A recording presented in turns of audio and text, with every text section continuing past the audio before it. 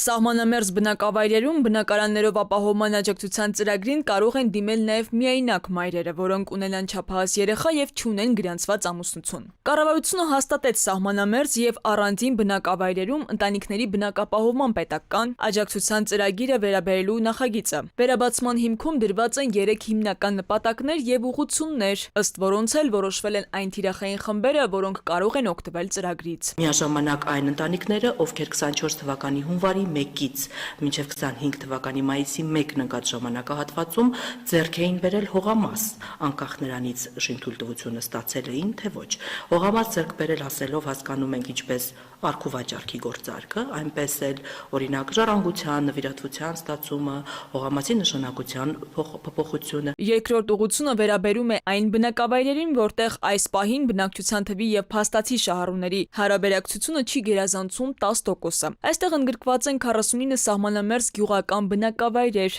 ըստ Ղարագյոզյանի, գործում է նոր պայման, քանի որ ստացել էին դժգոհություններ, որ հարևան բնակավայրերից մարդիկ եկել եւ տներ են կառուցել, իսկ տեղի բնակչությունը տարբեր պատճառներով չի հասցրել օգտվել ծրագրից։ Որոշվել է, որ այս նոր քվոտաները կվերաբերեն բացառապես այն ամուսիններին, որոնցից առնվազն մեկը վերջին 1 տարվա ընթացքում ունեցել է տվյալ բնակավայրում հաշվառում։ Երրորդ ուղղությունը, որով վերաբացվել է ծրագիրը, վերաբերում է այն ոչ սահմանամերձ բնակավայրերին, որտեղ 300 դպրոց, 500 մանկապարտեզ ծրագրի շրջանակում կառուցվել են դպրոցներ եւ որտեղ աշակերտների թափուր տեղերը գերազանցում են 50%-ը։ Ամուսիններից առնվազն մեկը պետք է վերջին 1 տարին ունենա տվյալ գյուղական բնակավայրի հաշվառում, իսկ եթե խոսում ենք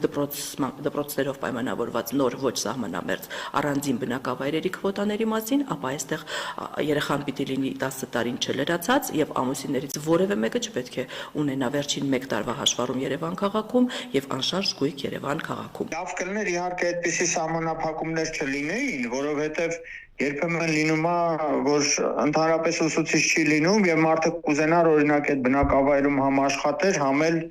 իրեն տանիքով մնար այդ բնակավայրում, ցավոք սրտի այդ հնարավորությունից չի կարող օգտվել, որը այդքան էլ լավ չի։ Ծրագրի շրջանակում տրամադրվող աջակցության չափը 16 միլիոն դրամ է։ Բացառություն են միայն Տավուշի մարզի սահմանամերձ գյուղական 4 բնակավայրերը՝ Բաղանիս, Բերքաբեր, Ոսկեպար եւ Կիրանց, որտեղ աջակցությունը 21 միլիոն դրամ է։ Եթե վերջին 1 տարվա ընթացքում ամուսիններից առնվազն մեկը բնակվել է եւ հաշվառվել է տվյալ բնակավայրում։ Հիշեցնենք, որ ծրագրով ժամկետը կերկարաձգվի մինչև 2027 թվականի դեկտեմբերի 31-ը եւ սահմանված 2400 շահառուի փոխարեն կընդգրկվեն մինչև 3820-ը։ Կանխատեսվում է, որ շահառուների թիվը 2026 թվականին կավելանա 1170-ով, ընդ որում ամսական շահառուների թվի աճը կկազմի 130։ Այս նպատակով 2026 թվականի պետական բյուջեում կկատարվի փոփոխություն, կլինի շուրջ 1 միլիարդ 398 միլիոն դրամի ավելացում։ Քնարիկ Պետրոսյան, ժամը լրատվական։